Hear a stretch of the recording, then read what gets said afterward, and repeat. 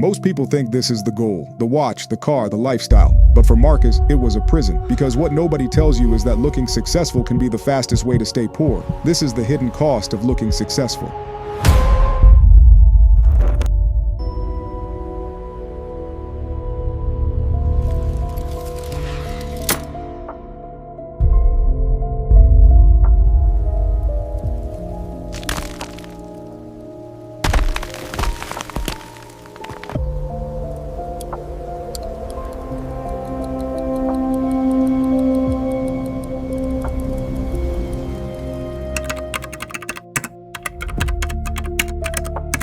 Marcus had everything. At least, that's what people thought.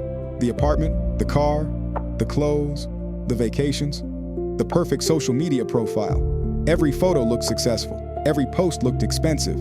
Every detail looked intentional. And every night, Marcus stared at the ceiling, wondering how long he could keep pretending. Because the truth was something nobody knew. Marcus wasn't building wealth. He was financing an image. And slowly, that image was becoming more expensive than his future. We live in a world where success is no longer enough. Now it has to be visible. 100 years ago, nobody knew what your neighbors ate for dinner. Nobody knew where they vacationed. Nobody knew what watch they wore. Today, we know everything. And because we know everything, that we compare everything. Success became public, and when success becomes public, performance follows. Many people are no longer building a life, they're building content, not memories, content, not wealth, content, not peace, content, and the algorithm rewards appearance, not reality. Here's the strange thing. Most people don't actually want the car. They want what the car represents. Respect, attention, importance, status. The watch isn't just a watch, it's a signal. The apartment isn't just an apartment, it's a signal. Luxury is often communication. We're telling the world, look at me, notice me, value me.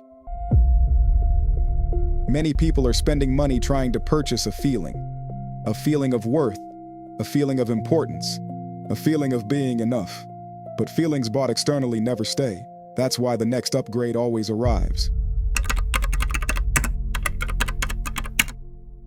Marcus didn't wake up one day wanting a luxury car. The desire appeared slowly. A coworker got promoted. A friend bought a new BMW. Someone posted vacation pictures from Dubai. Someone else bought a Rolex. And suddenly, Marcus felt behind. Nothing in his life changed, but his perception did. This is one of the most dangerous psychological traps in modern life. Relative success.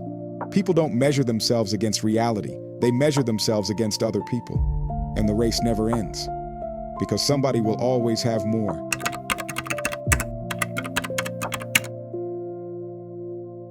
The first upgrade feels exciting. The 10th feels necessary. That's the trap. Marcus upgraded everything. Then something unexpected happened. The lifestyle stopped feeling luxurious. It became normal. And once luxury becomes normal, it becomes expensive maintenance. The car payment, the apartment, the subscriptions, the trips, the expectations. Soon Marcus wasn't enjoying the lifestyle.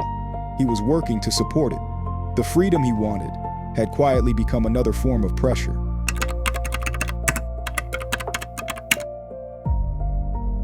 Social media shows the reward, never the invoice.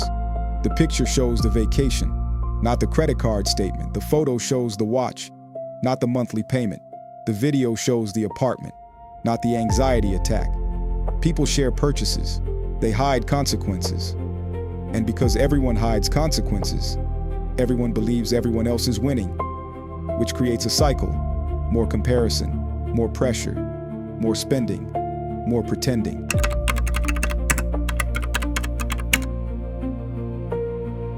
One evening, Marcus posted a photo. Luxury restaurant, designer clothes, perfect lighting, hundreds of likes, dozens of comments, validation. For a moment, he felt important. 2 days later, nobody remembered. The internet moved on, the algorithm moved on, the audience moved on, but the bill stayed. And that's when Marcus realized something. He was making long-term financial sacrifices for short-term attention. Attention disappears, debt stays.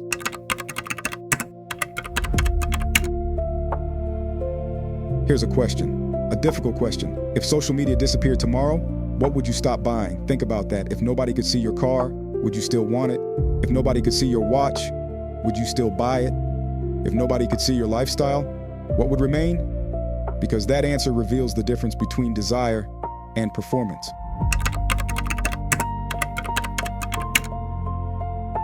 Marcus started simplifying, not because he gave up, because he woke up. The expensive image wasn't making him happy. It wasn't creating peace. It wasn't creating freedom. So he stopped asking, what will people think? And started asking, what will my future self thank me for?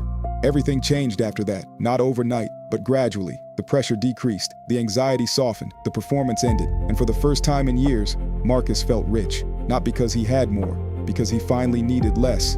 Most people spend years trying to look successful. Very few spend years becoming free. And that's the hidden cost. The money isn't the real price.